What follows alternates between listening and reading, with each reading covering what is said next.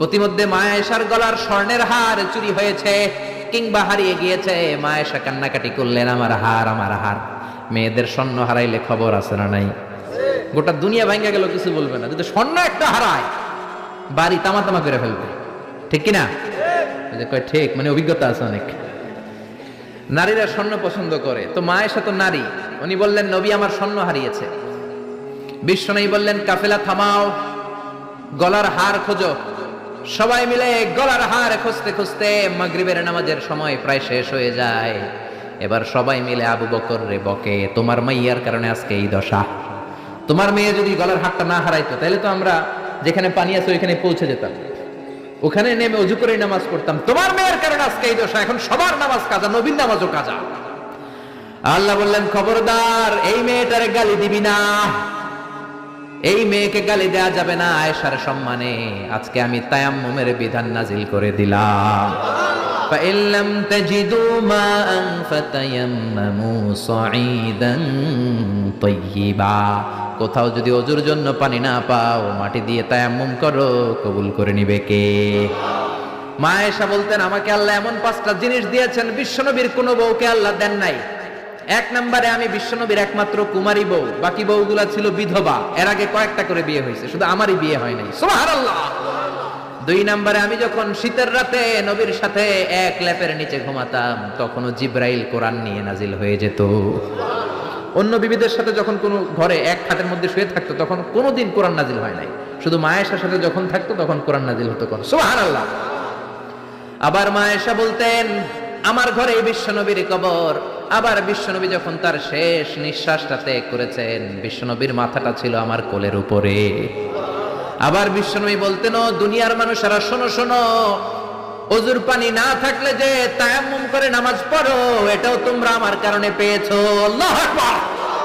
এজন্য বিশ্বনবী বলতেন জুইলাত লি আল আরদু কুল্লুহা মাসজিদান ওয়া তাহুরা, আমার জন্য গোটা বিশ্বটাকে নামাজের জায়গা আর ওযুর না থাকলে তায়াম্মুমের জায়গা বানিয়ে দিয়েছে কে? এরপরে বিশ্বনবী বলতেন উতিতু আশ-শাফাআ, আমাকে শাফাআতের মালিক করেছে কে?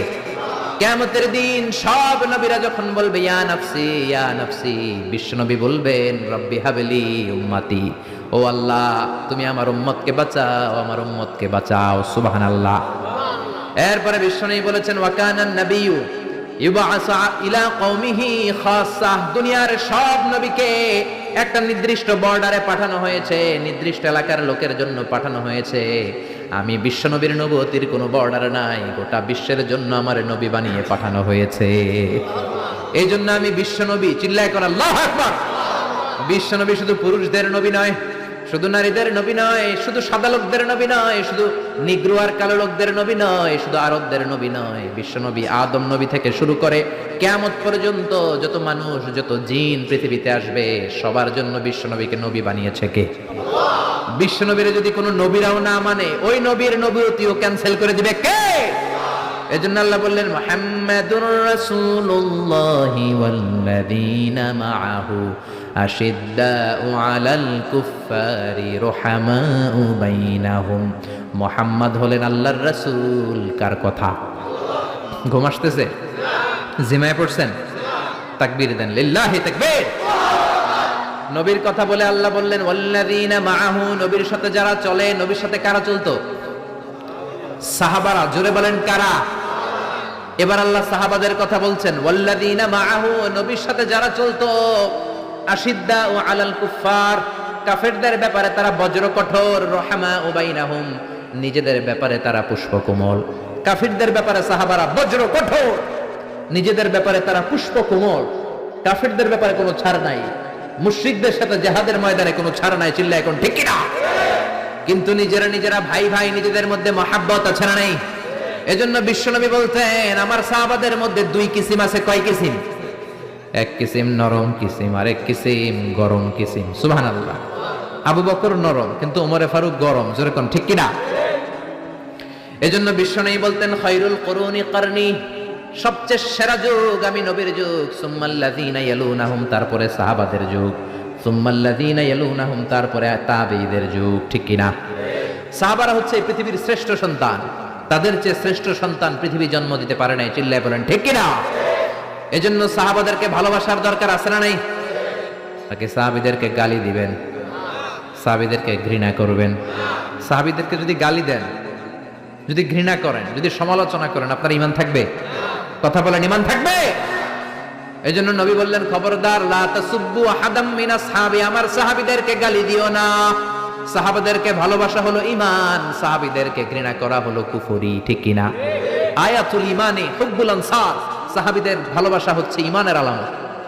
আয়াতুন নিফাকি বুগদুল আনসার, সাহাবীদেরকে ঘৃণা করা হচ্ছে মুনাফিকের আলামত। চিল্লায় বলেন ঠিক কি না? এজন্য বিশ্বনবী বলতেন, আমার সাহাবারা এক একটা সুপারস্টার। আমরা বলি Mashrafe bin Mortaza superstar, Salman Khan superstar, Hrithik Roshan superstar, Aamir Khan superstar, Donald Trump superstar, Shakib Al Hasan superstar. বলি না আমরা? আমাদের সুপারস্টার হচ্ছে সেলিব্রিটিরা। বিশ্বনবী বলেছেন, নো, আসহাবি কান নুজুম, মাই কম্প্যানিয়নস আর দ্য সুপারস্টার। আমার সাথীরা, আমার সাহাবারা সুপারস্টার। এই সুপারস্টারদেরকে মডেল বানাতে হবে। হলিউড বলিউডের নায়ক নায়িকার আমাদের মডেল নয়, আমাদের মডেল হলো সাহাবারা। কারা? আরো জোরে বলেন, কারা? সাহাবারা আমাদের মডেল। এজন্য বিশ্বনবী বলতেন, আরহামু উম্মতি বি উম্মতি আবু বকর, আমার সাহাবাদের মধ্যে সবচেয়ে নরম হৃদয়ের সাহাবা হলো আবু বকর। এক হাদিসে বিশ্বনবী 8 জন সাহাবীর 8টা গুণের কথা বললেন। জোরে বলেন, কয়টা? 8 জন সাহাবীর 8টা গুণের কথা বললেন। তিরমিজির বর্ণনা, হাদিসটা সহিহ, সিলসিলাতুল হাদিস সাহিহার ভিতরেও এসেছে। বিশ্বনবী বললেন, খেয়াল করে বুঝবেন, আরহামু উম্মতি বি উম্মতি আবু বকর, এই উম্মতের মধ্যে সবচেয়ে নরম হৃদয়ের সাহাবী হলো আবু বকর। 2 নম্বরে বললেন, ওয়াশাদ্দুহুম ফি আমরিল্লাহি উমর, কিন্তু আল্লাহর দ্বীনের ব্যাপারে সবচেয়ে কঠোর হলো, জোরে বলেন, কঠোর হলো। 3 নম্বরে বললেন, ওয়া আসদাকুহুম হায়ান উসমান, সবচাইতে লজ্জাশীল সাহাবী হলো আমার উসমান। 4 নম্বরে বললেন, ওয়াকদাহুম আলী, বিচারের রায় সবচেয়ে ভালো দিতে পারতো আমার মেয়ের জামাই আলী। 5 নম্বরে বিশ্বনবী বলেছেন, ওয়া আকরাহুম লিকিতাবিল্লাহি উবাই ইবনে কাব, আল্লাহর এই কোরআনটা সবচাইতে সুন্দর করে যে সাহাবী পড়তে পারতো তার নাম হচ্ছে উবাই ইবনে কাব। আল্লাহু আকবার। ওয়া আ'লামুহুম বিল হালাল ওয়াল হারাম মুআয ইবনে জাবাল, হালাল হারামের ব্যাপারে সবচেয়ে বড় স্পেশালিস্ট সাহাবী ছিল মুআয ইবনে জাবাল। কোন সুবহানাল্লাহ। এরপরে বিশ্বনবী বললেন, ওয়া আফরাদুহুম যায়েদ, ফারায়েজের হিসাব জানে যায়েদ। আলা ইন্না লিকুল্লি উম্মাতিন আমিনুন ওয়া আমিনু হাযিহিল উম্মতি আবু উবাইদা ইবনুল জাররাহ, সব জাতির মধ্যে বিশ্বস্ত একজন লোক থাকে, আমার সাহাবীদের মধ্যে সবচেয়ে বিশ্বস্ত সাহাবী আবু উবাইদা ইবনুল জাররাহ। সুবহানাল্লাহ। জোরে কোন সুবহানাল্লাহ। কয় সাহাবীর কথা বললেন? আরো জোরে বলেন, মনে থাকবে? প্রথমে বললেন, আরহামু উম্মতি বি উম্মতি আবু বকর, আমার উম্মতের মধ্যে সবচেয়ে দিল দরিয়া রহম দিল আবু বকর। এত নরম হৃদয়ের সাহাবা পুরো সাহাবী গোষ্ঠীর মধ্যে কেউ ছিল? বিশ্বনবীর হিজরতের সাথী, বিশ্বনবীকে সঙ্গ দিয়েছেন, ভালোবেসেছেন। বিশ্বনবী একদিন আবু বকরকে বললেন, আবু বকর, হয়তো মক্কায় টিকা যাবে না, আমাদেরকে মদিনায় হিজরত করতে হবে। যেই দিন এই ইঙ্গিতটা বিশ্বনবী আবু বকরকে দিয়েছেন, ওই দিন থেকেই সাইয়েদনা আবু বকর হিজরতের জন্য রেডি। সুবহানাল্লাহ। যেদিন হিজরত করবেন, সাহাবীদের চোখ ফাঁকি দিয়ে বিশ্বনবী আবু বকরের ঘরে গেলেন, ডাক দিলেন, আসসালামু আলাইকা ইয়া আবু বকর। আবু বকর ঘরে আছো কিনা? ডাক দিতে দেরি, ব্যাগ নিয়ে আবু বকরের বের হতে দেরি হয় না। আল্লাহু আকবার। বিশ্বনবী বললেন, আবু বকর, ডাক দিলাম, ব্যাগ নিয়ে রেডি হইলা, কখন ঘুমিয়েছো, কখন ঘুম থেকে উঠেছো, কখন হাত মুখ ধুইলা, কখন ফ্রেশ হইলা, কখন কাপড় গুছাইলা? আবু বকর বলল, নবী যখন বলেছেন হিজরতে আপনার সাথে আমারও যাওয়া লাগবে, ওই দিন থেকে আজ পর্যন্ত আমি আবু বকর আমার পিঠটার বিছনাতে লাগাই নাই। ওই রাতে সাইয়েদনা আবু বকর যেই সওয়াব কামিয়েছেন, ওই সওয়াবটাকে যদি একটা পাল্লায় রাখা হয়, পৃথিবীর আমাদের সব সওয়াবগুলো যদি আরেক পাল্লায় রাখা হয়, ওই হিজরতের রাতের সওয়াবটা আবু বকরের যে সওয়াবটা, ওই আবু বকরের সওয়াবের পাল্লাটা মুহূর্তের মধ্যে ভারী হয়ে যাবে। সুবহানাল্লাহ। আসতে বলেন। এত নরম হৃদয়ের সাহাবী ছিলেন আবু বকর। নামাজে দাঁড়ালে শুধু কাঁদতেন, এই জন্য অনেক সাহাবী ওনারে পছন্দ করতো না। বিশ্বনবীর ইন্তেকালের পরে বছর খানিক মসজিদে নববীতে যতদিন বেঁচে ছিলেন ইমামতি করেছেন। আল্লাহু আকবার বলে যখন আলহামদুলিল্লাহ রাব্বিল আলামিন তখনই কান্নায় ভেঙে পড়তেন। তেলাওয়াত শুরু করলেই কাঁদতেন। হেরেম শরীফে যারা নামাজ পড়েছেন শেখ আব্দুর রহমান আস-সুদাইস আযাবের আয়াতগুলো পড়ে যখন টান দেয় মুসল্লিগুলো সহ্য করতে পারে না, উনি নিজেও তেলাওয়াত থামিয়ে কাঁদে, মুসল্লিরাও কাঁদে। হেরেমের চারদিকে কান্নার রোল পড়ে যায়, চিৎকারের রোল পড়ে যায়, শুধু কান্নার কান্না, শুধু কান্না। সাইয়েদনা আবু বকর যখন নামাজে দাঁড়াতেন শুধু কাঁদতেন। বুখারীর বর্ণনা, রজুলুন আসিফ, নরম হৃদয়ের লোক ছিলেন, আই রাকিকুল কলবি ওয়া সারিউল বুকা, এত অন্তর নরম, নামাজে দাঁড়ালেই কাঁদতেন, দিন দুনিয়ার কোনো হুঁশ তার থাকতো না। কিন্তু আমরা নামাজে দাঁড়ালে দিন দুনিয়ার খেলার হিসাব আছে না নাই, বাজারের খবর আছে না নাই, জি বাংলা আছে না নাই, সারাদিনে যেটা মনে পড়ে না নামাজে দাঁড়ালেই ওটা মনে পড়ে, ঠিক কিনা? আমরা নামাজে দাঁড়িয়ে এইভাবে শেয়ার বাজার বাড়লো না কমলো? সাকিব আল হাসান আউট হয়েছে না ছক্কা মারছে? কে জিতলো? কুমিল্লা জিতলো নাকি কি ভিক্টোরিয়ান্স, রয়টার্স মার্টার্স কি যেন আছে, আমি তো বুঝিও না অনেকগুলা। কে জিতলো কে হারলো, হিন্দি সিরিয়াল শুরু হলো নাকি আমার দল জিতলো না হারলো, এরকম টেনশন আছে না নাই? আর সাইয়েদনা আবু বকর যখন নামাজে দাঁড়াতেন দাঁড় দাঁড় করে চোখের পানি দিয়ে দাড়ি ভিজে যেত, চোখের পানিতে দাড়ি ভিজে যেত। সাহাবারা বললেন, ও নবী, আমাদের নামাজে মন থাকে না। বিশ্বনবী বললেন, সল্লু সলাতা মুআদ্দিআ, বিদায়ী নামাজ পড়ো, মনে করবা আজকের নামাজটাই আমার জীবনের শেষ নামাজ, তাইলে তোমার মন আর কোনো দিকে ছুটবে। আজকে এখন বাজে 11টা, যদি বলা হয় রাত 2টার দিকে আপনার মরণ, খুশ থাকবে? সবাই মাহফিল থেকে দিবেন দৌড়, আমার মরণ 2টার দিকে, আহা 2টার দিকে মরণ। জীবনের কোনো গ্যারান্টি নাই। যদি আপনার বলেই দেয়া হয় 2টার দিকে আপনার মরণ, এখন তুমি 2 রাকাত নামাজ পড়ো, এটাই শেষ নামাজ, ওই দিনের নামাজটা আপনি কত সুন্দর করে পড়বেন, আহা ওই দিন আপনি কত সুন্দর করে ওযু বানাবেন, ওই দিন আতর মাইখা একেবারে আতর আলী হয়ে যাবেন, ওই দিন পাঞ্জাবি পড়বেন, ওই দিন যায় নামাজে দাঁড়াবেন, ওই দিন আপনার নামাজে কোনো তাড়াহুড়ো নাই, ঠিক কিনা? ওই দিনের রুকুটা আপনার জীবনের সবচাইতে শ্রেষ্ঠ রুকু হবে, ওই দিনের সেজদাটা আপনার জীবনের শ্রেষ্ঠতম সেজদা হবে। ওই দিনে সেজদায় যে চোখের পানি দিয়ে আপনি যায় নামাজ ভিজায় দিবেন, এর কারণ আপনি নিশ্চিত, you are certain that you are going to die. আপনি রাত 3টার দিকে মারা যাচ্ছেন জানার কারণে আপনার নামাজে এত ভক্তি। আমরা যে মাহফিল শেষে বাড়িতে যেতে পারবো কোনো গ্যারান্টি আছে নাকি? আরো আধা ঘন্টা বাঁচবো, গ্যারান্টি আছে? শ্বাস যেটা ভেতরে নিলাম বের করতে পারবো, গ্যারান্টি আছে? তো তাইলে নামাজে যখন দাঁড়াই এটা ভাবতে সমস্যা কি যে এটাই আমার শেষ নামাজ? কারণ আমার তো কোনো গ্যারান্টি লেটার নাই। চিল্লায় বলেন ঠিক কিনা? Perform the salah as if it's your last and final prayer. এমন ভাবে নামাজে দাঁড়াবেন যেন এটাই আপনার লাস্ট এন্ড ফাইনাল প্রেয়ার, এটাই আপনার শেষ নামাজ। এরপরে আর নামাজের সুযোগ হয়তো আমি নাও পেতে পারি, জোরে কোন ঠিক কিনা? এই কথা যখন সাহাবারা শুনলেন আর নামাজে নড়েও না চড়েও না। মরুভূমির মাঝখানে যখন সাহাবারা দাঁড়াতেন, আকাশের পাখিগুলো খেজুর গাছ মনে করে সাহাবাদের মাথায় এসে বসে যেত। সুবহানাল্লাহ, বাড়িতে যে পাখিগুলো মনে করতো এগুলো মরুভূমির মাঝখানের খেজুর গাছ, মাথায় এসে বসে যেত। আর আমরা নামাজের মধ্যে দাঁড়ালে আমাদের কোনো খেয়াল থাকে না, আমাদের এদিকে সামনে ডানে বায়ে নজর যায়, ঘড়ির দিকে তাকায়, অনেকে আছে না নাই? নামাজের পর আবার এমনি তাকায়। হাদিসে এসেছে আপনার নজর যখন একবার নামাজ ছাড়া অন্যদিকে দেন, আল্লাহ বলে আকবিল, বান্দা ফিরে আয়। আবার যখন ডানে নজর দেন, আল্লাহ বলে ফিরে আয়। আবার যখন ইমাম সাহেবের দিকে এমনি তাকান, আল্লাহ কয় ফিরে আয়।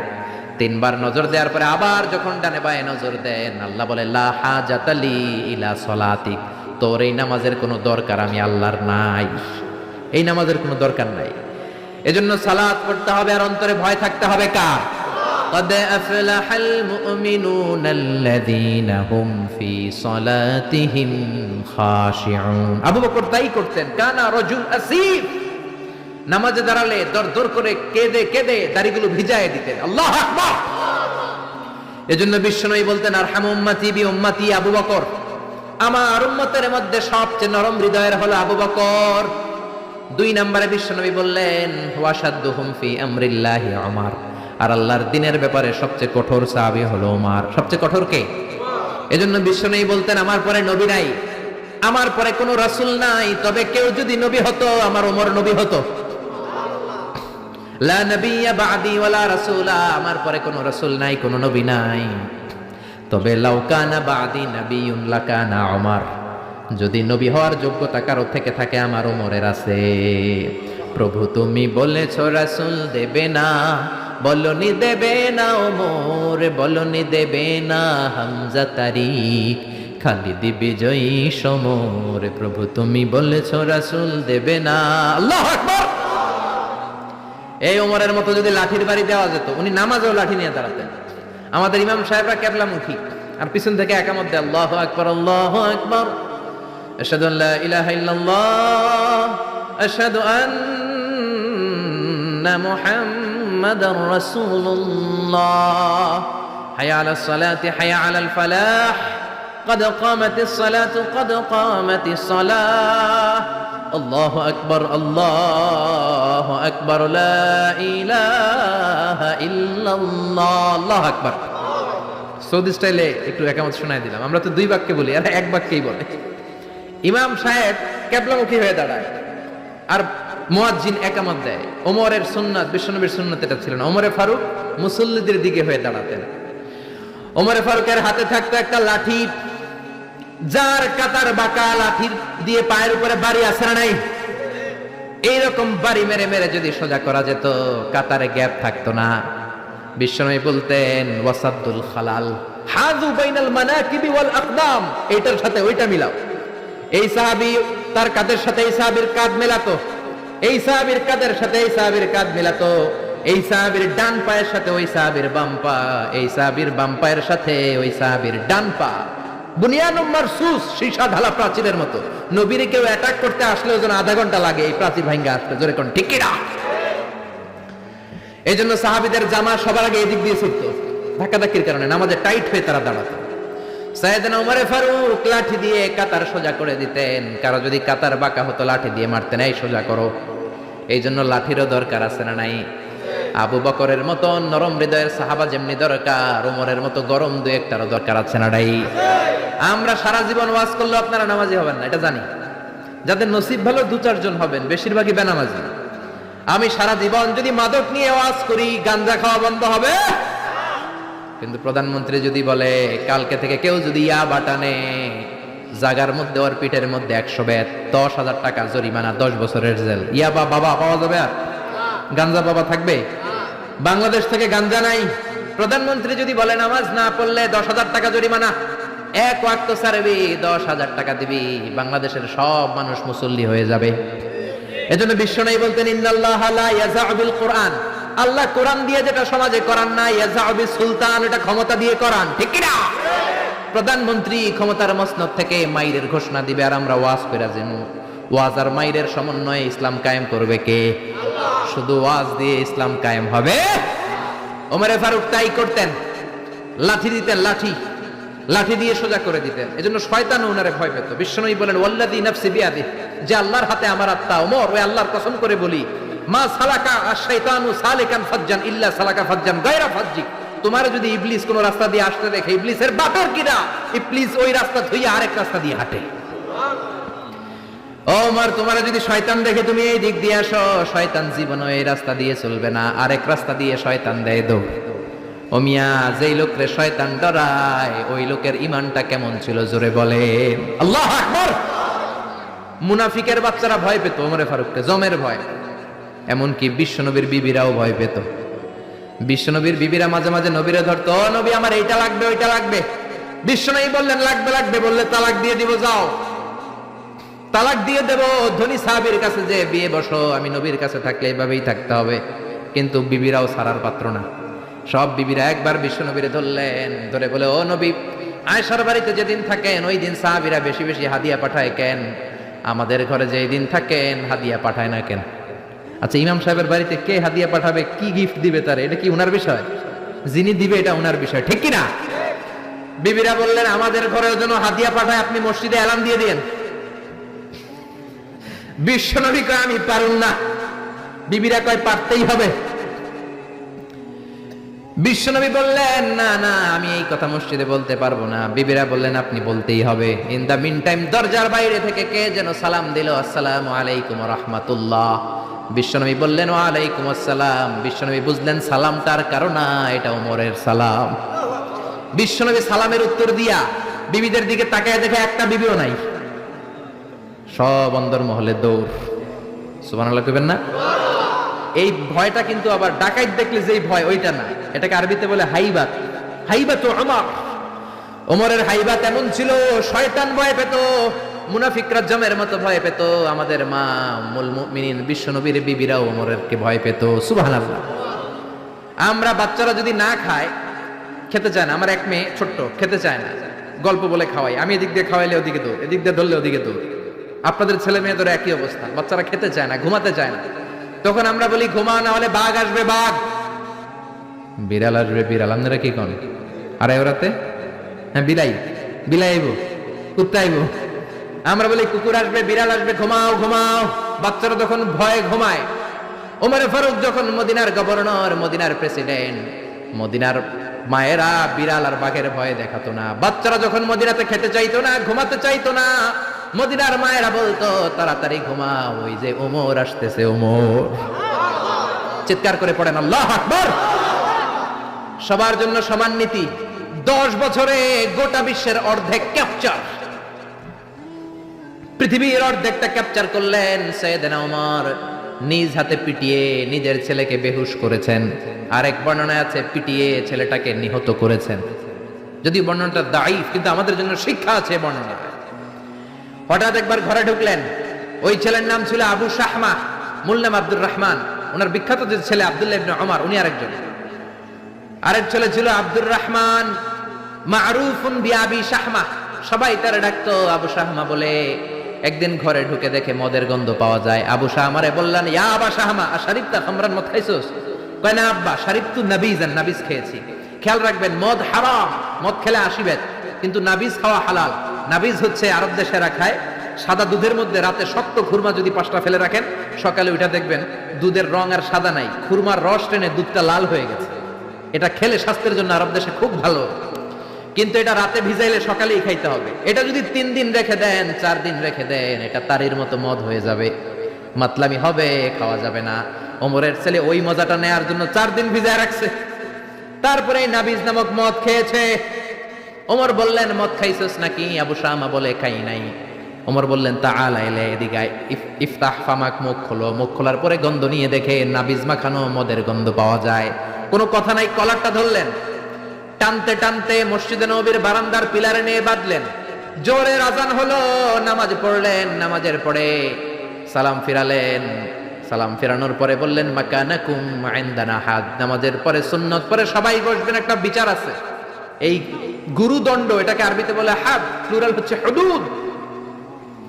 সবাই যখন ওযু করে ঢুকতেছিল, বারান্দায় দেখে ওমরের ছেলে বাধা। সবার চিন্তা, হায় হায় কি ঘটনা ঘটলো, প্রেসিডেন্টের ছেলে পিলারের মধ্যে বাধা কেন? নামাজের পরে হাজার হাজার সাহাবী সবাই বলল, খলিফা কি হয়েছে? মাল আম, হোয়াট হ্যাপেন্ড? ওমরে ফারুক বললেন, এটাই নাবিজ খেয়েছে, তবে এটা মদ হয়ে গেছিল, এখন আশীর্বাদ দিব। কানা ঘুষা, কানা ঘুষা, হাজার হাজার সাহাবী। কেউ কেউ বলল, খলিফার ছেলে তো মনে হয় মারবে না, ধমক দিয়ে ছেড়ে দিবে। এরকম কিছু বিচার দেশে আছে না নাই? মিলায়া দেয়, ঘুষ খায়া ছাইরা দেয়। এমপির পোলা হইলে 7 খুন মাফ, চিল্লা এখন ঠিক না? কেউ বলে না, ওমর সারার পাত্র না, তবে 80টা মারবে না, 40টা দিবে অ্যাটলিস্ট। কয়টা? ওমর ফারুক চেয়ারে বসলেন, হাজার হাজার মানুষ, পিন পতন, নীরবতা।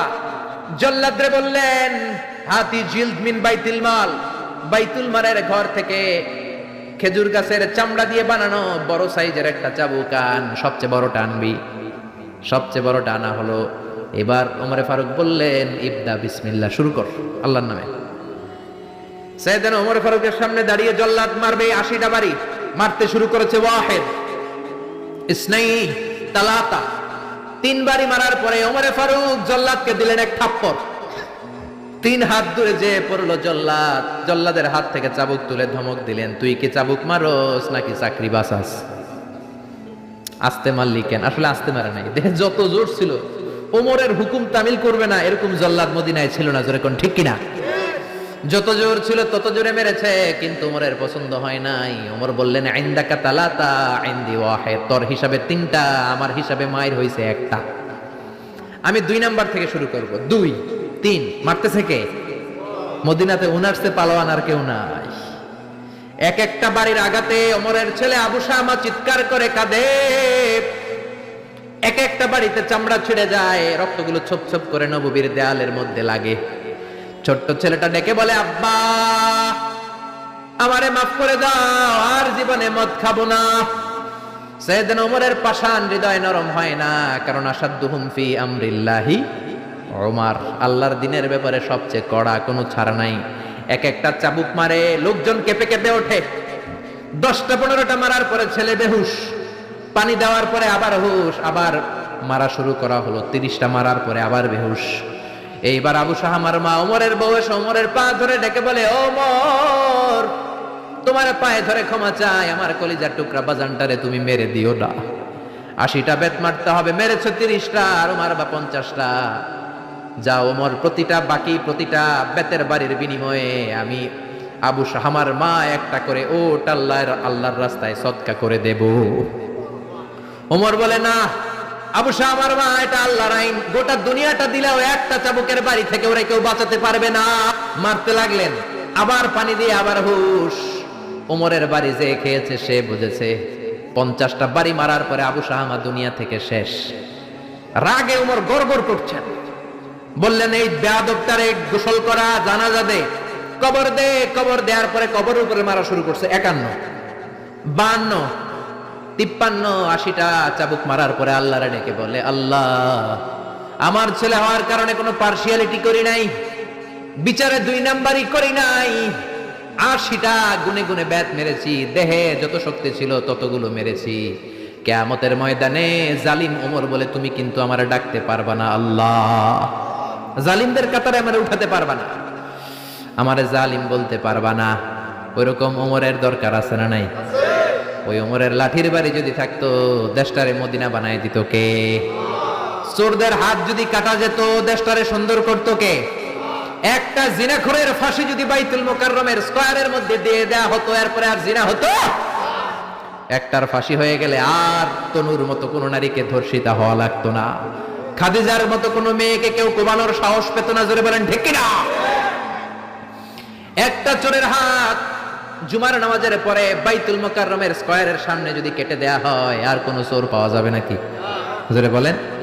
তবে আমচোর, জামচোর, কলাচোর ওই চোর না, যেই চোরগুলো বড় বড় জিনিস চুরি করে, ব্যাংক চুরি করে, দেশের টাকা চুরি করে, এক কলমের খোঁচায় 1000 কোটি টাকা চুরি করে, ওই চোরদের হাত কাটতে হবে। শেয়ার বাজার খায়া ফেলায়, হলমার্ক খায়া ফেলায়, দেশের টাকা খায়া ফেলায়, সুইজারল্যান্ডে সব টাকা পাঠায়, এরকম বড় বড় চোর আছে না নাই? ইসলামী বিচার যদি শুরু হয়, আগে বড় চোরদের বিচার দিয়ে শুরু হবে। চিল্লায় বলেন ঠিক কিনা? এই জন্য বিশ্বনবী বলতেন, আসাদ্দুহুম ফি আমরিল্লাহি ওমর, আল্লাহর বিধান বাস্তবায়নে সবচেয়ে কঠোর ছিল ওমর। এক নারী এসে বলল, ওমরে ফারুক, আমার স্বামী আমারে তালাক দিয়েছে 100টা। কয়টা? শুনতেছেন? একটু জিমাই গেলেন মনে হয়। আমার স্বামী আমাকে 100 তালাক দিয়েছে। কয় তালাক? আসলে দিতে হবে কয় তালাক? তাও একটা একটা করে, ঠিক কিনা? ওমরে ফারুক ডেকে আনলেন, স্বামীরাও আনলেন, বউরে আনলেন। ও স্বামী, কয় তালাক দিছো? কয় 100টা দিছি। ওমরে ফারুক বললেন, তালাক হচ্ছে মিন শাআইরিল্লাহ, এটা আল্লাহর নিদর্শন। আল্লাহর নিদর্শন নিয়ে ফাইজলামি করার অনুমতি তোরে দিছে কে? 3 তালাকে তোর বউ তালাক, বাকি 97 তালাক তোর পিঠের উপরে পড়বে। সুবহানাল্লাহ। বাড়িতে যে বউরে 100 তালাক দিছে এক ডাকায়, ওমরে ফারুক বললেন, 3 তালাকে তোর বউ তালাক, বাকি 97 তালাক তোর পিঠে। এজন্য লাঠির দরকার আছে না নাই? ওমরে ফারুক জোহরের নামাজের ইমামতি করলেন। নামাজের পরে দেখলেন একদল লোক গোল হয়ে বসে জিকির করে। আসরের পরেও দেখলেন গোল হয়ে জিকির করে। মাগরিবের পরে দেখলেন সব লোক কাজে চলে যায়, ওই একদল লোক জিকির করে। ওমরে ফারুক বললেন, মান আনতুম, তোমরা কারা? কয়, নাহনু আল মুতাওয়াক্কিলুনা আলাল্লাহ, আমরা আল্লাহর উপর তাওয়াক্কুলকারী। তো কাজ বাজ নাই, খালি জিকির করো। খাও দাও কিভাবে? কয়, আমাদের জিকির দেখে লোকজন খানা দিয়া যায়। ওমরে ফারুক বললেন, তাহলে তো তোমরা মুতাওয়াক্কিলুনা আলাল্লাহ নও, তোমরা হচ্ছে আল মুতাওয়াক্কিলুন বা'দুকুম আলা বা'দ, একে অপরের উপর তাওয়াক্কুলকারী। যারা তোমাদের জন্য রুটি নিয়ে আসছে এদের উপর তাওয়াক্কুলকারী। কে বলেছে নামাজের পরে বসতে? ফাইদা কুদিয়াস সালাতু ফান্তাশিরু ফিল আরদ ওয়াবতাগু মিন ফাদলিল্লাহ, নামাজ শেষ তো বের হয়ে যাও, ছাত্র যাবে স্কুলে। জনপ্রতিনিধি যাবে, মেম্বার অফ দ্য পার্লামেন্ট যাবে পার্লামেন্টে, শিক্ষক যাবে কলেজে, যারা ব্যবসায়ী তারা যাবে বাজারে। তোমরা কোনো কাজ করো না, বসে থাকো কেন? খবরদার, আজকের নামাজের পরে যদি কোনো নামাজের পরে যদি গোল হয়ে বসে থাকতে দেখি, পিটাইয়া মসজিদে নববী থেকে বের করে দেব। কাজ করতে যা, এলাকায় যে কাজ কর, বিবি বাচ্চার খবর নিয়ে চিল্লা, এখন ঠিক না? ছাড় দেন নাই, পিটাইয়া মসজিদ থেকে বের করে দিয়েছেন। আল্লাহু আকবার। এজন্য বিশ্বনবী বলেছেন, আরহাম উম্মতি বি উম্মতি আবু বকর। সাহাবীদের মধ্যে সবচেয়ে কোমল হৃদয়ের অধিকারী কে ছিল? আর সবচেয়ে কঠোর কে ছিল? 3 নম্বরে বিশ্বনবী বললেন, আসদাকুহুম হায়ান উসমান। সবচেয়ে লজ্জাশীল সাহাবী উসমান। নারীরাও এত লজ্জাশীল ছিল না সাইয়েদনা উসমান যতটা লজ্জাশীল ছিল। এখন আমাদের সমাজে লজ্জা শরমের বালাই নাই। কি করে আমরা বেশরম হব, বেলাল্লাপনা, অশ্লীলতা কি করে ছড়াবো, এগুলোর ট্রেনিং সেন্টার আমাদের ঘর। জি বাংলায় আমাদেরকে ট্রেনিং দেয়া হয়, শাড়িটা কেমনে পরলে শরীর বেশি দেখা যায়, পেট খালি, পিঠ খালি, কপালের উপর এক নক্তা আছে না নাই? জোরে কোন? কপাল পোড়া। প্রতিদিন আমরা ট্রেনিং প্রাপ্ত, প্রতিদিন জি বাংলা স্টার জলসায় শাশুড়ি আর বউয়ের মধ্যে কেমনে গিরিঙ্গি লাগানো যায়। আচ্ছা নাই? বিশ্বনবী বললেন, ইদা লাম তাস্তাহি ফাসনা মা শিতা। যদি শরম না থাকে, তোর যা মন চায় তাই করতে পারবি। এই জন্য আল হায়াউ শুআবাতুম মিনাল ঈমান। লজ্জা হলো ঈমানের অঙ্গ, যার লজ্জা নাই তার ঈমান। এজন্য লজ্জা শরমের দরকার আছে না নাই? বিশ্বনবী ছোট্টবেলা থেকেই লজ্জাশীল ছিলেন। বিশ্বনবীর দুধমা হালিমা, তিনি বলেন, 2 বছর মুহাম্মদ আমার দুধ খেলো, 5 বছর ছেলেটারে আমি পাললাম, 5 বছর লালন পালন করেছি। 5 বছরের মধ্যে শিশু মুহাম্মদকে আমি কোনোদিন কাঁদতে দেখি নাই। ব্যথা পেলেও মুহাম্মদ কাঁদে না, ক্ষুধা লাগলেও মুহাম্মদ কাঁদে না। শুধু লজ্জাস্থানের জায়গা থেকে কাপড়টা একটু সরে গেলে শিশু মুহাম্মদ কেঁদে দেয়। ছোট্ট বাচ্চা ব্যথা পায়, কাঁদে না। বিশ্বনবী কাঁদতেন না, ক্ষুধা লাগলে কাঁদতো না, লজ্জাস্থান থেকে কাপড় সরলেই কাঁদতো। বিশ্বনবীর বয়স 7 কিংবা 8। মক্কাতে কাবা নির্মাণ হবে। মক্কার সবাই কয়, আমরা সবাই এই কাজে অংশগ্রহণ করব। কাবা ঘর বানাইলে ওটাতে সওয়াব আছে না নাই? তো কিভাবে অংশগ্রহণ? পাথর কেটে কেটে পাথর দিয়ে কাবা বানাবে। সবাই পাথর টানে, বিশ্বনবীও টানে। বিশ্বনবীর বয়স 7 কিংবা 8। ওনার বয়সের ছেলেরা সবাই পরনের লুঙ্গি খুলে কাঁধের মধ্যে রেখেছে, আর কাঁধের উপরে একটা করে পাথর টানে যাতে ব্যথা না পায়। ছোট্ট বাচ্চারা লুঙ্গি খুলে ফেলে না? গ্রীষ্মকালে দেখবেন পুকুর একটা পাইলে লুঙ্গি থুইয়া সবটি সাঁতার, আছে না নাই? পিড়াইয়া উঠানো যায় না, সবগুলো ডুবায়, চোখগুলো লাল করে ভূতের মতো হয়ে ওঠে। এলাকায় পুকুর টুকুর নাই বোধহয়? আছে আছে আছে। বিশ্বনবী লুঙ্গি খোলে না, সবগুলো সমবয়সের বাচ্চা লুঙ্গি খুলে ভাঁজ করে এখানে রেখে একটা পাথর টানে। আমার নবী 2টা করে টানে। সবাই টানে কয়টা করে? নবী টানে কয়টা করে? সব বাচ্চারা লুঙ্গি খোলা, বিশ্বনবীর লুঙ্গি পরনে। আবু তালেবের চোখে এটা পড়ল।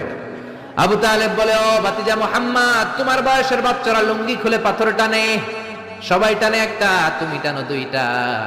কেন রে ভাতিজা, তুমিও লুঙ্গি খোলো, লুঙ্গিটা কাঁধে রেখে তারপরে পাথর টানো। বিশ্বনবী বললেন, না চাচা, আমার সমস্যা নাই, আমি লুঙ্গি খুলবো না। চাচা কই, খোলো। আমরা অনেক বাচ্চাদেরকে বলি, আর তুই ছোট মানুষ, খোল বেটা, খোল খোল খোল, কিচ্ছু হবে না, বলি না? কখনো এগুলো বলবেন না। ও ছোট্ট হলে ওর একটা প্রেস্টিজ আছে না নাই? ওর একটা আত্মসম্ভ্রম বোধ আছে না নাই?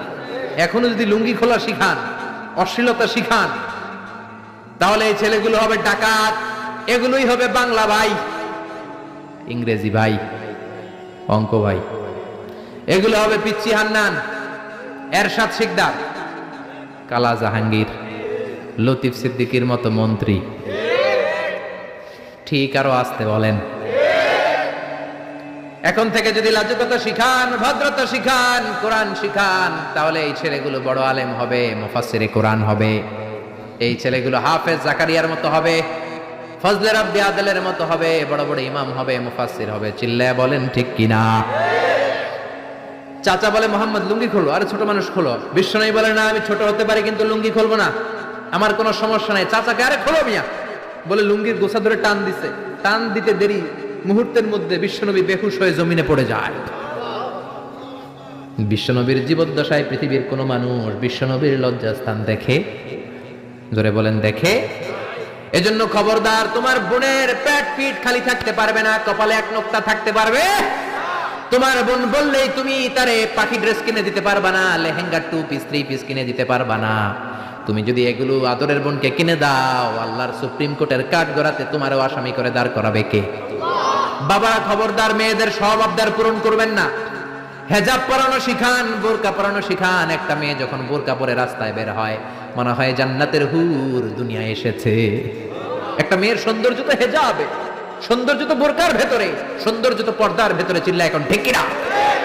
আবার কিছু নানি আছে বয়স 90, উনি হাত মোজা পা মোজা, আর সাথে 16 বছরের 18 বয়সের নাতনিরে নিয়ে বের হইছে। এমন দৃশ্য এলাকার সব পোলারা পিছনে পিছনে লাইন ধরে আছে না নাই? মায়ের বয়স 60, হাত মোজা পা মোজা। আপনি হাত মোজা পরছেন কেন? আপনি তো অল্প কাপড় পরে বেরোলেও কোনো সমস্যা নাই। আপনি তো এক্সপায়ার্ড, আপনার ডেট এক্সপায়ার্ড, ঠিক কিনা? আপনার দিকে তাকাবে না সুন্দরী সুরুষী অষ্টাদশী মায়াবিনী কাজল কালো চোখ মেঘ কালো কেশ, আপনার ওই নাতনির দিকে লুলুপ দৃষ্টি দিয়ে বখাটে গুলো তাকাবে, ঠিক কিনা? এজন্য খবরদার, মেয়েদেরকে পর্দা শিখান, মেয়েদেরকে ভদ্রতা শিখান, মেয়েদেরকে ইসলাম শিখান। ফ্যামিলিটারে জান্নাত বানায় দিতে পারে কে? এজন্য বিশ্বনবী বললেন ওয়াসদাকুহুম হায়াআন উসমান, সবচাইতে লজ্জাশীল সাহাবী ছিল কে? মনে থাকবে নি? ওসমান নামটা সুন্দর না? ছেলে পেলে হইলে এগুলো রাখেন, রাখবেন তো? কি রাখবেন? কি অদ্ভুত অদ্ভুত নাম রাখে। এক লোক অনেকদিন পরে ভাতিজারে দেখতে আসছে বাসায়, ঢাকাতে, গ্রামের সবজি টবজি নিয়ে গেছে। তো ভাতিজারা বলে, ভাতিজা তোমার নাকি এক ছেলে এক মেয়ে? বলে, জি চাচা, দোয়া করবেন, এক ছেলে এক মেয়ে, একটু ডাকো তোমার ছেলে আর মেয়েরে। ভাতিজা ডাক দিছে, ব্রাশ ফায়ার। ব্রাশ ফায়ার শুই না, চাচা দিছে দৌড়। ভাতিজাও পেছন থেকে দৌড়ায়, চাচাও দৌড়ায়। ভাতিজা কয়, দাঁড়ান চাচা। চাচা কয়, আমার বয়স 80 হয়েছে রে ভাতিজা, আমারে তুই ব্রাশ ফায়ার করিস না। ভাতিজা কয়, চাচা এটা ওই ব্রাশ ফায়ার না, ছেলের নাম ব্রাশ, মেয়ের নাম ফায়ার। আছে না নাই? কিয়ামতের দিন আল্লাহ ইউদআউনা ইয়াউমাল কিয়ামাতি বিআসমাইকুম ওয়া বিআসমাই আবাইকুম, কিয়ামতের দিন আল্লাহ তোমাদের নাম ধরে, তোমাদের বাবাদের নাম ধরে ডাকবে। ফাহসিনু আসমাআকুম, তোমাদের নামগুলো সুন্দর করে রেখো। সুবহানাল্লাহ। রাখবেন, ওসমান নামটা রাখবেন তো? ছেলে হইলে রাখবেন, রাখবেন। এরপরে বিশ্বনবী বলেছেন ওয়াকদাহুম আলী, সবচেয়ে ভালো বিচারের রায় দিতে পারতো আমার মেয়ের জামাই আলী। বিচারের রায় হবে একটা কিতাব দিয়ে, কিতাবটার নাম কি? আপনাদের উচ্চ আদালত আর নিম্ন আদালত তো এই কিতাব দিয়ে রায় হয় না? হাইকোর্ট সুপ্রিম কোর্ট এটা দিয়ে রায় হয় নাকি? এই কোরআনটা দিয়ে যদি সব বিচারের রায় হতো, কেউ মাজলুম হতো না। কোরআন দিয়ে রায় হলে ওই রায়ে কোনো স্কাইপি কেলেঙ্কারি থাকে? কোরআন দিয়ে রায় হলে ঘুষ খাওয়ার সুযোগ থাকে? কোরআন দিয়ে রায় হলে এক দলের কথা শুনে আরেক দলের উপর কোনো জুলুম করার সুযোগ থাকে? এজন্য রায় দিতে হবে কি দিয়ে? ওমান লাম ইয়াহকুম বিমা আনজালাল্লাহু ফাউলাইকা হুমুল কাফিরুন। সুবহানাল্লাহ। আল্লাহ 3 বার বললেন কোরআন দিয়ে যে রায় দেয় না, বিচারের রায় যারা কোরআন দিয়ে ঘোষণা করে না, এক জায়গায় বললেন জালেম, এক জায়গায় কাফের, এক জায়গায় ফাসিক। এজন্য কোরআন দিয়ে বিচারের রায় হওয়ার দরকার আছে না নাই? কোরআনকে সংসদে পাঠানোর দরকার আছে না নাই? এমনি এমনি হেঁটে চলে যাবে কোরআন সংসদে? নাকি পাঠাইতে হবে? ভালো নেতা বানাইতে হবে, যারা কোরআন মানে, যারা কোরআনের পক্ষে, এরকম নেতা বানানোর দরকার আছে না নাই?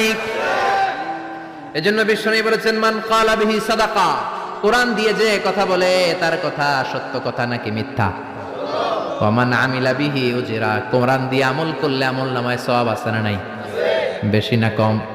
ওয়া মান হাকামা বিহি আদালা, কোরআন দিয়ে যে বিচারের রায় দেয় ওইটাই সবচেয়ে সেরা বিচার, ঠিক কি না? আল্লাহ দেশে কোরআনের বিচার কায়েম করুক, পড়ে না আমিন। 5 নম্বরে বিশ্বনবী বললেন ওয়া আকরাহুম উবাই ইবনে কাব, সাহাবীদের মধ্যে সবচাইতে সুন্দর তেলাওয়াত করতে পারতেন, তাসবিহের সাথে সবচাইতে সুন্দর তেলাওয়াত করতে পারতেন উবাই ইবনে কাব। কি নাম? এগুলো জানেই না, জানতেও চায় না, খালি নাম মুখস্থ করে, সালমান খান, শাহরুখ খান, অমুক খান, তমুক খান। পড়েন উবাই ইবনে কাব। উনি ছিলেন সবচেয়ে বড় কারি। বিশ্বনবী কিন্তু তারাবির সালাত এইভাবে পড়তেন না, কিয়ামুল লাইল করতেন। রাতের সালাত সবসময় 8 রাকাতের বেশি বিশ্বনবীর ছিল না। ওমরে ফারুকের সময় উনি এই উবাই ইবনে কাবের নেতৃত্বে মসজিদে নববীতে 20 রাকাত তারাবি চালু করে দিলেন। সুবহানাল্লাহ। বাড়িতেছে কার নেতৃত্বে? উবাই ইবনে কাবের নেতৃত্বে। আর বললেন নি'মাল বিদআতু হাদিহ, কত সুন্দর একটা বেদাত চালু করে দিলাম। ওনাদের বেদাত চালু করার অথরিটি ছিল, কারণ তারাই ছিলেন দিনের ধারক এবং বাহক। চিল্লা এখন ঠিক কি না? কেমন করে উনি কোরআন পড়তেন? বিশ্বনবী একদিন উবাইকে বললেন, ও উবাই, ইন্নাল্লাহ আমারানি আন আকরা আলাইকা ইয়া উবাই, আল্লাহ আমাকে আদেশ করেছেন যেন আমি নবী নিজে তোমার কাছে যে কোরআন শোনাই। কল্পনা করতে পারেন বিশ্বনবীর উপর কোরআন নাজিল হয়, আর বিশ্বনবীরে বলা হলো, আল্লাহ বিশ্বনবীরে বললেন, ও নবী আপনি উবাইয়ের কাছে যে কোরআন শোনাবেন। এই কথা শুনে উবাই সহ্য করতে পারে নাই, চিৎকার দিয়ে বলেন, নবী আসাম্মানি, আসলে কি আমার নামটা ধরে আল্লাহ বলছে যে আমার কাছে এসে কোরআন শোনাতে? বিশ্বনবী বললেন, বালা, হ্যাঁ তোমার নামটাই আল্লাহ ধরে বলেছে। উবাই চিৎকার দিয়ে কেঁদে কেঁদে বললেন, ও নবী, এই কোন কথা আপনি আমার শোনালেন? আপনার উপর কোরআন নাজিল হয় আর আপনি এসে আমার কাছে কোরআন শোনাবেন? এটা ছিল বিশ্বনবীর অভ্যাস। সাহাবীদের কাছে উনি কোরআন শোনাতেন, আবার সাহাবীর কাছ থেকে নিজে শুনতেন। এজন্য বাবা ছেলের কাছে শোনাবেন, বলেন, ও ছেলে, ও আমার কলিজার টুকরা বাজান, দেখ তো আমি সূরা ৩ তেলাওয়াত করি, আমারটা হয় কিনা। আবার ছেলেরে বলবেন, ও বাবা তুমি একটু সূরাতুদ দুহা তেলাওয়াত করে শোনাও। শান্তি আর কি লাগে? What do you mean by peace? What is the definition of peace? শান্তি কি? শান্তি হচ্ছে আপনিও কোরআন পড়বেন, ছেলেও পড়বে, বিবিও পড়বে, এটাই শান্তি, ঠিক কি না? বাবা ছেলেরে কোরআন শোনাবেন, ছেলে বাবারে কোরআন শোনাবা, স্বামী স্ত্রীরে শোনাবেন, স্ত্রী স্বামীরে শোনাবেন, শাশুড়ি বৌমারে শোনাবেন, বৌমা শাশুড়িরে শোনাবেন, তাহলে আর ঝগড়া হবে না, ঠিক কিনা? বাবা যদি বলে, তিনজন মিলে সূরা ইয়াসিন মুখস্থ শুরু করলেন, 2 দিন পর পর খোঁজ নেন, ও ছেলে, ওরে বাবা তোর কয় আয়াত মুখস্থ হইছে? আমার হইছে 20 আয়াত। ছেলে বলে, বাবা তোমার মাত্র 20 আয়াত, আমি তো মুখস্থ করে ফেলছি 30 আয়াত। ছেলেদের মেধা, বাচ্চাদের ব্রেন শার্প হয়, ঠিক কিনা? বিবি বলবে, আমি রান্নার কারণে বেশি করতে পারি না, আমি করছি 7 আয়াত। আহা, এরকম ফ্যামিলি আমরা চাই কি চাই না? ফ্যামিলিটা যদি এরকম হয় আর কি লাগে, ঠিক কিনা? এজন্য আকরাহুম লি উবাই, সাহাবীদের মধ্যে সবচাইতে চমৎকার কণ্ঠে কোরআন তেলাওয়াত করত উবাই ইবনে কাব। এজন্য বেশি বেশি কোরআন তেলাওয়াতের দরকার আছে না নাই? একটা অক্ষর তেলাওয়াত করলে 10টা নেকি দিবে কে?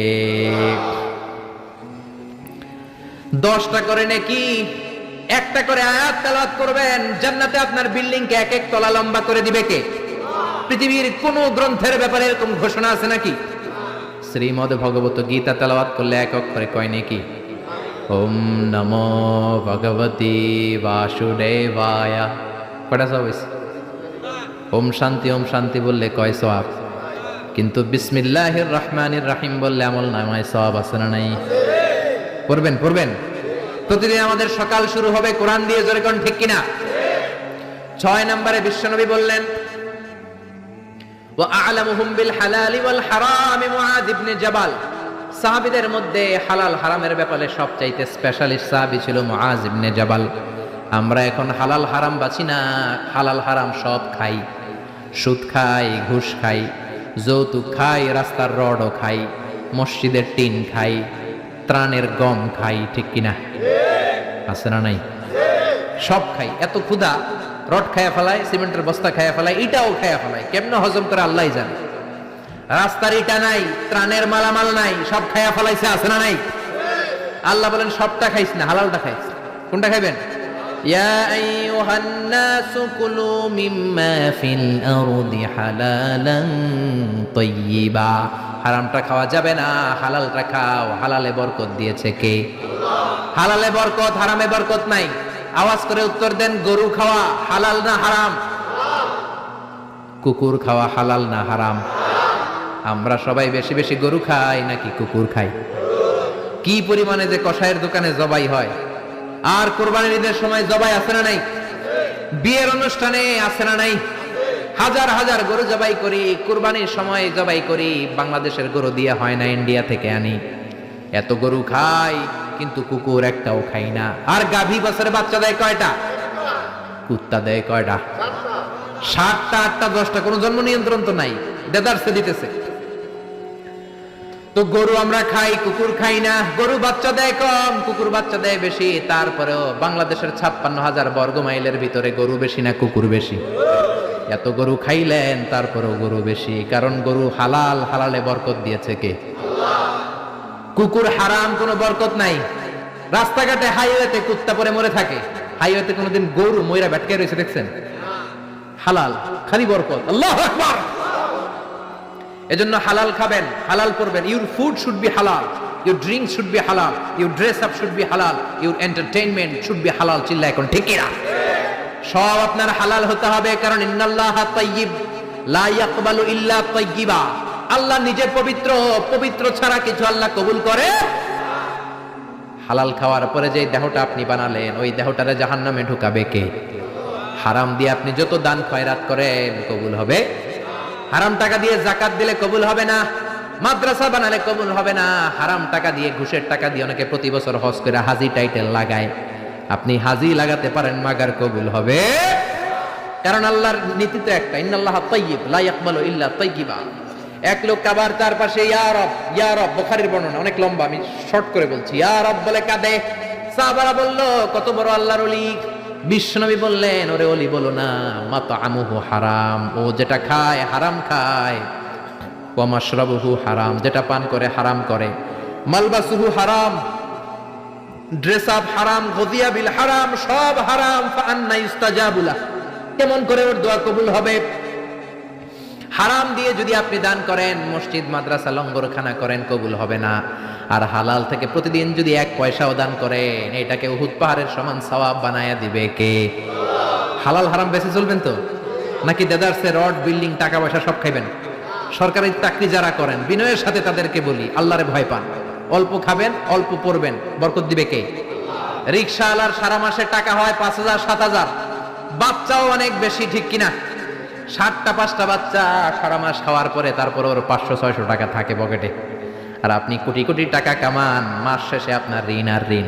কারণ হালালে বরকত বেশি, হারামে বরকত নাই। কথা বুঝতে পেরেছেন?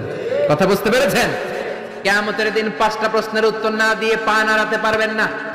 এর মধ্যে একটা হলো আনমালিহি মিন আইনা ইকতাসাবা। আপনি সম্পদ যে গড়েছেন, সম্পদের পাহাড় কোন রাস্তায় গড়েছেন?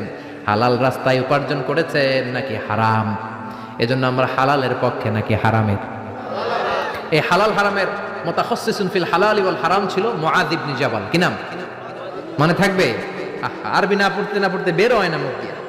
বলেন মুআয ইবনে জাবাল।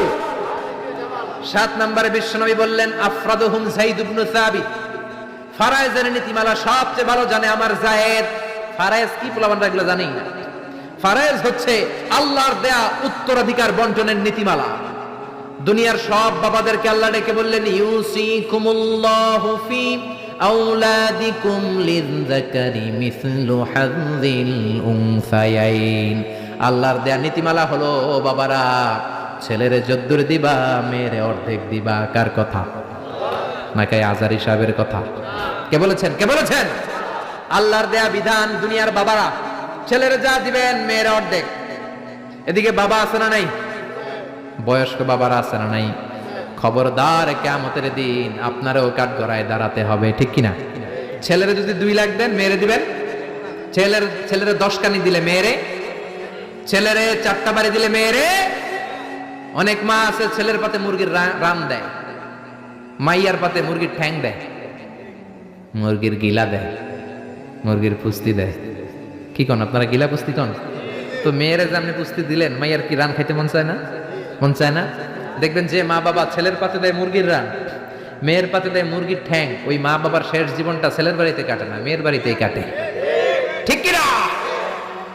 এই জন্য আফরাদুহুম যায়েদ ইবনে সাবিত। যায়েদ ইবনে সাবিত সবচেয়ে ভালো ফারায়েজের নীতি জানতেন। এই ফারায়েজের নীতি যদি ভঙ্গ করেন, কিয়ামতের ময়দানে জবাব দিতে হবে। অনেক বাবা বলে, মা তোর ভাইয়ের সব দিয়ে দিলাম, তোর লাগে আমি হাত তুলে দোয়া করে দিলাম। তো দোয়া তো আপনি করবেনই, যে যেটা পাওয়ার অধিকারী তারে ওইটা আগে দিবেন, তারপরে দোয়া, ঠিক কিনা? সব শেষে বিশ্বনবী বললেন, ইন্না লিকুল্লি উম্মাতিন আমিন ওয়া আমিনু হাযিহিল উম্মাহ আবু উবাইদা ইবনুল জাররাহ।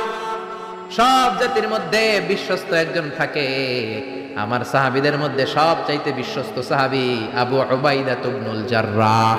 এটার নাম নিতে অনেকের দাঁত ভেঙে যাবে। আবু উবাইদা ইবনুল জাররাহ। আরবি পড়ে না তো, কোরআন পড়ার সময় নাই, খালি দুনিয়া কে মজ্জাল লে লো, দুনিয়া তোমারই হ্যায়। বিশ্বনবী বললেন, আবু উবাইদা সবচেয়ে আমিন সাহাবী, নিরাপদ সাহাবী, the most trustworthy personality among my companions।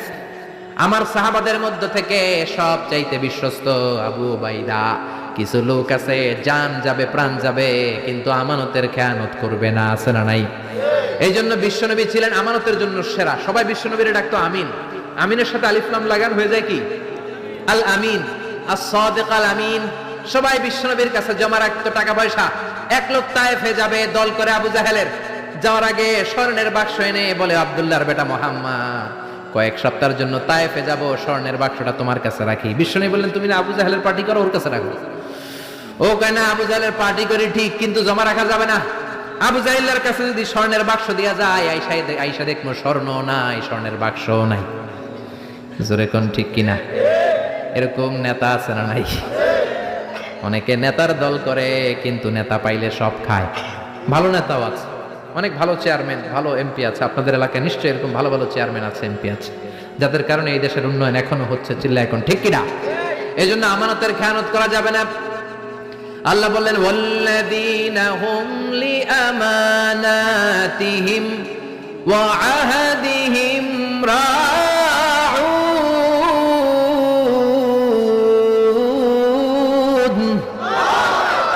মুমিনের বৈশিষ্ট্য, প্রমিস দিলে প্রমিস ভাঙে না, আমানতের খেয়ানত করে। এজন্য আমরা সবাই আমানতদার হব। রাজি আছেন? রাজি আছেন? বিশ্বনবী বললেন, ইদা দুইয়াতিল আমানা ফান্তাজিরিস সাআ, যখন আমানতের খেয়ানত হবে তখনই কিয়ামত হবে। সাহাবারা বললেন, আমানতের খেয়ানত কেমনে হয়? বিশ্বনবী বললেন, ইদা